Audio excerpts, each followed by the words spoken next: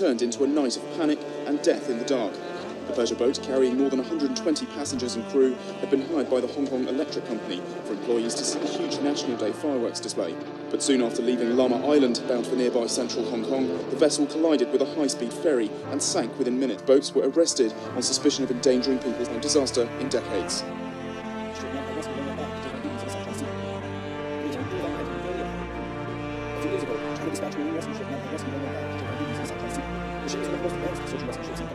And as we've stressed repeatedly, the goal of construction on Nansha Island, Greece, is not only to improve the living conditions of the people on the islands and to deal with maritime security threats, but also to strengthen our ability to provide civil and international public services for the region. Hong Kong's famous and historic floating restaurant in the South China Sea came as a blow to Hong Kongers, who considered it an important part of their lives. According to Breitbart, generation after generation of Hong Kongers have passed through the floating Imperial Palace since 1976 to celebrate large family gatherings and close successful business deals. Tasting Cantonese food, writer Louisa Lim wrote on Twitter, "Going to the Jumbo floating restaurant was the good report treat of my childhood, an annual ritual for my family. Such a sad moment to see its departure from Hong Kong. It seems as if its most visible symbols are all disappearing, one by one. Indelible city, dispossession and defiance in Hong Kong," the New York Times reported. The tragic event dismayed citizens, who felt that the sinking marked the beginning of an uncertain future for Hong Kong, following the infiltration of the Chinese Communist Party, or CCP. Some Hong Kongers linked the sinking of the famous historic restaurant to the fate that awaits Hong Kong, CNN reported via RTHK. For example, artist Ah To, a political cartoonist who was forced to emigrate from Hong Kong, posted a cartoon on his social network which shows the Jumbo sinking into the sea, and two statues can be seen in the image. One shows a blindfolded woman holding the scale of justice, and the other is a woman holding a torch resembling the goddess of democracy, a symbol removed from a Hong Kong University campus in 2021, the New York Times reported. Also, other residents described the terrible loss as a nail in the coffin for the island. Others called it a burial at sea. Surrealist artist Tommy Fung also portrayed the wreck of the historic restaurant as a tragic scene, according to HKFP. The sinking of the Jumbo saddened residents who felt ignored by the CCP after several requests to preserve what they considered was a cultural part of the heritage of Hong Kong society. In 2020, when the floating palace was suffering nearly irreparable losses because of pandemic restrictions on restaurants and tourism, Aberdeen Restaurant Enterprises said at the time that it could not sustain the cost of maintenance and inspection, and offered to donate the Jumbo to a local theme park free of charge, the New York Times reported. That same year, former Hong Kong Chief Executive Carrie Lam said the government would cooperate with the theme park in the rebirth of the floating restaurant. But the plan fell through, and Lam said in May that the government would not invest taxpayers' money in a restaurant that had accumulated losses. In the end, the CCP did not rescue the iconic site despite requests, including from several Hong Kong legislators. Timothy Chui Ting-pong, vice chairman of the Third Side political party, urged the Hong Kong government to investigate the incident and release more information about the loss of the ship. South China Morning Post reported, "We feel pity about this incident. We call on the government to reveal whether marine officials had already got hold of its destination and the sea routes, and to probe why such a structure with high heritage value would sink into the deep sea." Causes and suspicions of Jumbo sinking. On June 18th, the restaurant encountered adverse conditions while passing the Xisha Islands, also known as the Paracel Islands, in the South China Sea, and water entered the vessel, leaving it wholly submerged. Aberdeen Restaurant Enterprises Ltd., the company that owns the Jumbo restaurant, told AP. As the water depth at the scene is over 1,000 meters, it makes it extremely difficult to carry out salvage works, the company said in a statement. CNN reported that the 46-year-old restaurant would be towed for repairs and moved to a lower maintenance cost location. The Jumbo was checked by marine engineers who provided all relevant approvals, the company said in a statement, BBC reported. On the other hand, the J19 company that towed the Jumbo out of Hong Kong until its demise also transported a ship that sank in 2021, raising suspicions. HKFP reported the vessel that towed J19 was bound from Hong Kong to South Korea, but the ship allegedly sank after the tow line connecting them broke, and due to bad weather, they could not pull it out of the sea, and the ship was wrecked. However, it was recognized as a total loss by insurance, said Fleetmon, the global ship database. Apparently, on June 14th, two vessels operated by Yun Li Marine Group Holdings towed the floating restaurant Jumbo out of Aberdeen Harbor before handing it over to J19 to take it to the open sea. In addition, they reported that they saw the J19 vessel make a U-turn when the Jumbo floating restaurant sank. The tugboat was west of the Xisha Islands just before 9 p.m. June 18th. Strangely, the Hong Kong Marine Department also said it did not know about the sinking of the Jumbo until the restaurant managers notified them. Distrust about the causes of the irreparable fate of the floating palace increased, especially in a context without justice, and where repression, censorship, and imprisonment are carried out following the imposition of the CCP's national... The bow side of the left side, a little bit down. About 6 hours later, our captain said maybe a little bit serious because the bow side of the left side is more down. When we departed, the dropped it to 1.5 meter, like that. But after that, the left side of the bow side is almost into the water, same level. Oh. And then, that time we realized there's a problem, big problem. And that because of the GC's very old vessel, old lady, maybe the steel plate is were getting thin. That's why they make a hole and then seawater coming. But we believed this will never sink because of this is a big structure. So the center of the weight is very high. So like the entire structure, like reverse and then to drop into the water. Then the cost of salvage will be very much. It will be over millions of dollars because of the equipment and manpower that are going to engage. If the salvage amount is too much, do we not do it because it's not worth to rescue a vessel which you spend too much money on? It's we're losing an iconic figure forever. As a councillor in Southern District, it's two things we used to mention when people talk about the Southern District. It's the ocean part and the Jumbo. Half of them is already gone. And I seriously doubt that the government, if they want to encourage the water tourism, what do they do without the Jumbo?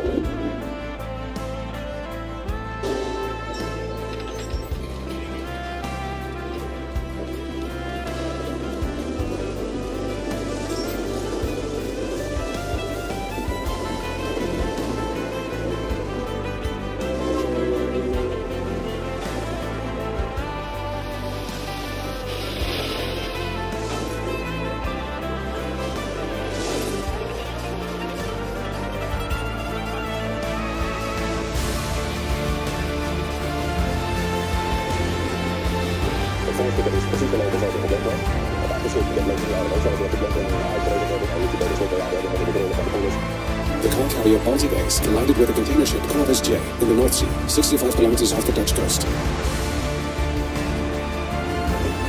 The Baltic Ace sank within 15 minutes. 13 of the 24 crew members survived the accident.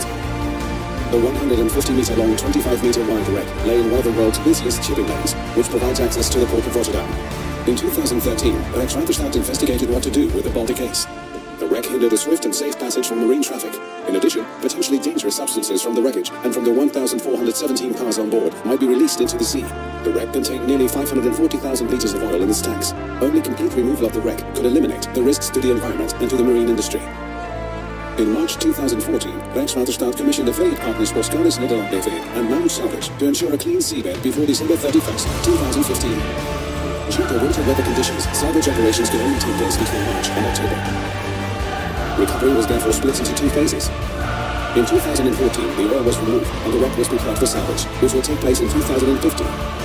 The solidified oil could not be pumped out directly. Therefore, the scholars used the hot tap method, combined with heating elements. The oil in the tanks was first heated, after which it was pumped out. The oil removal was completed within 2 weeks. In total, more than 456,000 liters were removed from the accessible tanks. The wreck was then prepared for removal. Divers cut holes into the hulls to prepare it for lifting. They could also inspect the wreck from the inside. These deeper investigations revealed that the Baltic Ace's constructions were so damaged that it was not possible to lift the wreck in 6 large sections as originally planned. In the winter of 2014, salvage plans were adapted to accommodate the conditions of the wreck.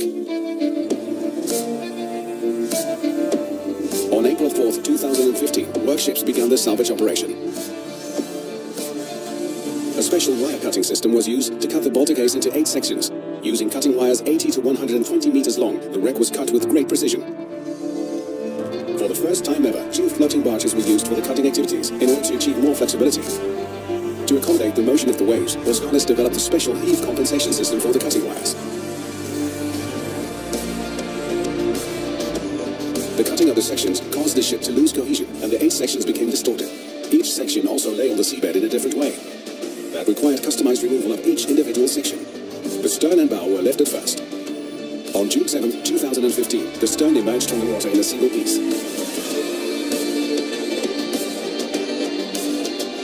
The bow, the heaviest piece at 1,500 tons, followed 12 days later.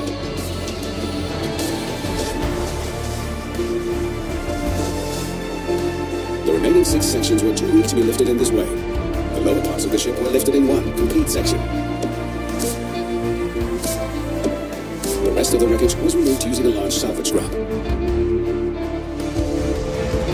Heavy storms in the summer of 2015 hindered the work. Nevertheless, the last large pieces of wreckage were removed in late August. In order to deliver a clean seabed, the salver also had to remove all of the debris and loose outer parts. The seabed was checked using various scans. Based on these scans, divers removed the last remaining parts.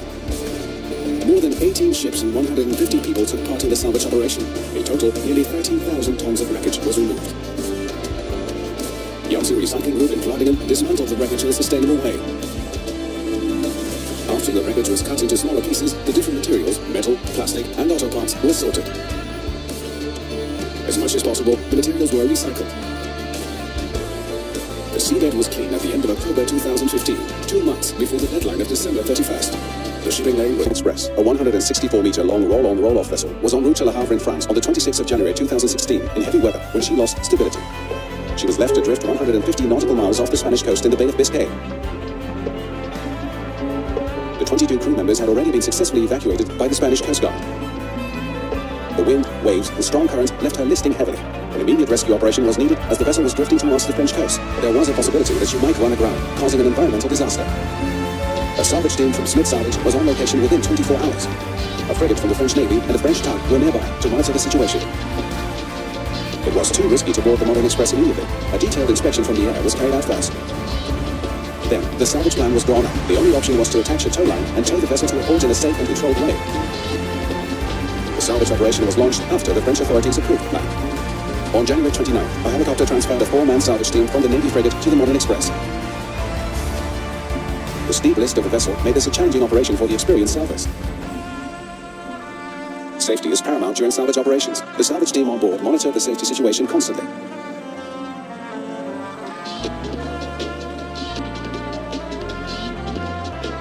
The bad weather conditions made it impossible to attach the tow line. A second attempt was considered irresponsible.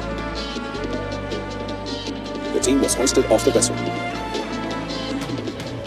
All possible scenarios were taken into consideration. The French authorities took the measures required to respond to a possible grounding. On February 1st, the Modern Express was just 25 nautical miles off the French coast. The salvage team was hoisted on board again in a final attempt to attach a tow line to the Modern Express before she ran aground on the coast. This time, successfully. A tow connection was made with the tug. As a result of the close collaboration between Smith Salvage, the P&I Club, and the Spanish and French authorities, and thanks to the new EU Port of Refuge guidelines, the Port of Bilbao was willing to receive the Modern Express. The salvage team thought it was too risky to take the vessel to Bilbao that evening. In the early morning of February 3rd, 8 salvors went back on board the Modern Express to attach additional tow lines before she was towed into the port.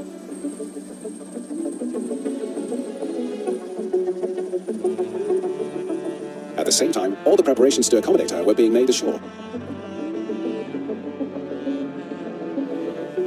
All the required salvage equipment was transported from Rotterdam to Bilbao.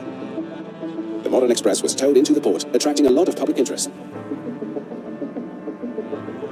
And then moored in a safe and controlled way before the salvage team was taken off the vessel.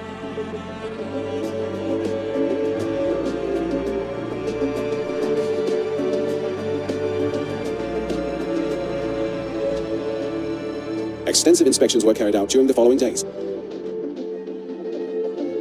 It was decided to use the vessel's tanks for ballasting and deballasting in order to righten the Modern Express. After 3 weeks, the ship was successfully brought up.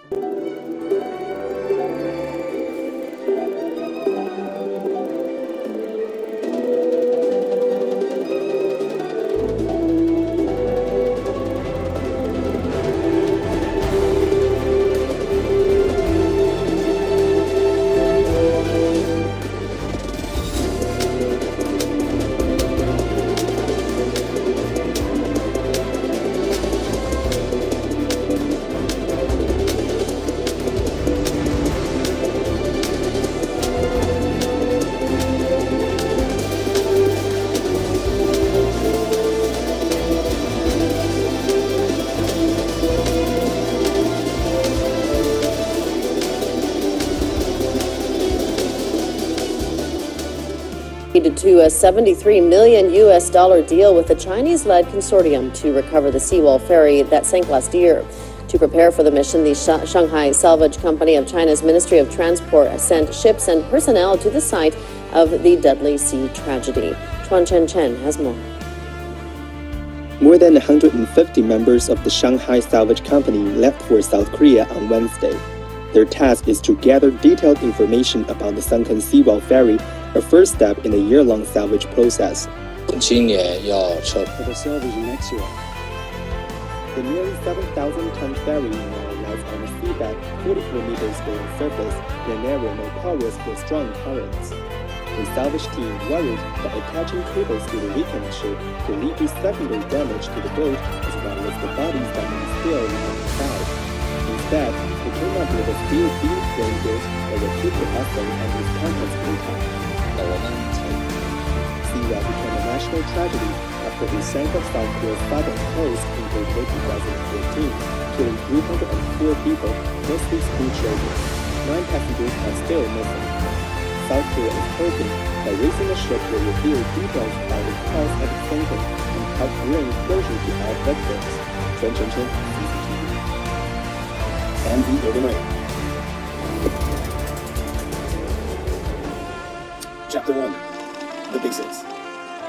The MV Golden Ray was built in South Korea by Hyundai Nippon Dokkyo, one of the largest shipbuilding companies in the world. The vessel had its official launch in August of 2016. In May of 2017, the Golden Ray was delivered to its owner, Hyundai Glovis, a logistics company that's part of the Hyundai Kia Automotive Group. If you haven't guessed yet, the MV Golden Ray was a car carrier ship. The ship was massive. At a length of 656 feet, it had a capacity of 7,400 tons, and could slice the waves at 19.5 knots, or 22.4 miles an hour. Chapter 2. The Capsizing. Before we continue, I would like to talk to you about today's sponsor, which is Motor, so please like and share this video. Since September 2019, the car carrier MV Golden Ray has been lying on her side in shallow water near the port of Brunswick in Georgia State. It was carrying 4,200 brand new Kia and Hyundai cars, and another 100 cars from different manufacturers that were all headed for delivery in the Middle East. The ship capsized shortly after departing the port. All 23 crewmen were rescued while the ship started to list. In this video, you can see how crazy the rescue mission of the U.S. Coast Guard.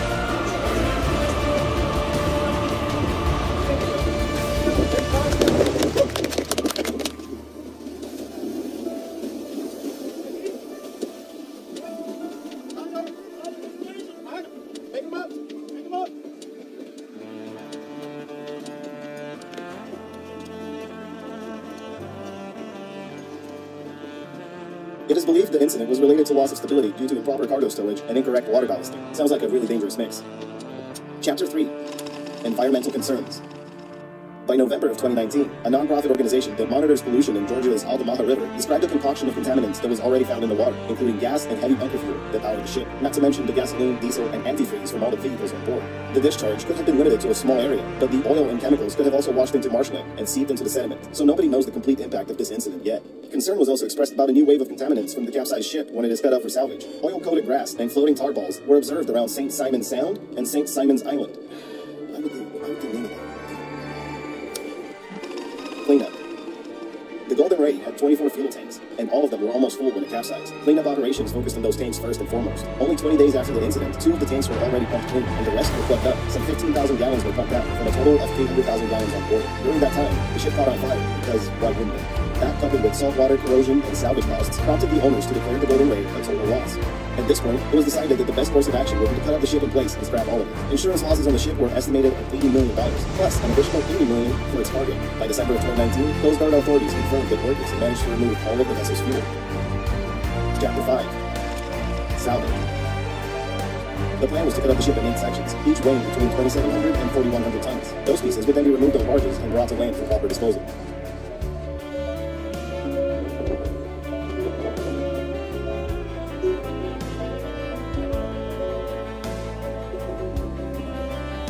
By October, the VB-10,000, which is the largest lift vessel ever built in the United States, was positioned over the ship. The VB-10,000 is capable of lifting 6,800 tons, making it the perfect tool for the job. By the way, this machinery was built to clear debris from top of the oil drilling platforms in the Gulf of Mexico. I imagine it's a sad day in any boardroom when the words, "Bring out the VB-10,000" are spoken. In November, the first cut, which was removing the vessel's bow, was completed. It was originally expected to take a mere 24 hours, but a tropical storm and a broken cutting chain made the process last 20 days.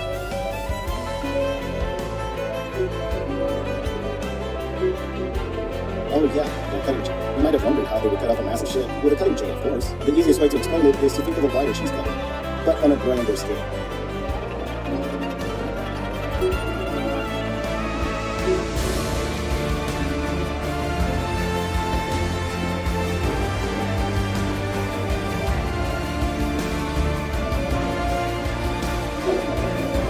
The process hasn't been without issue.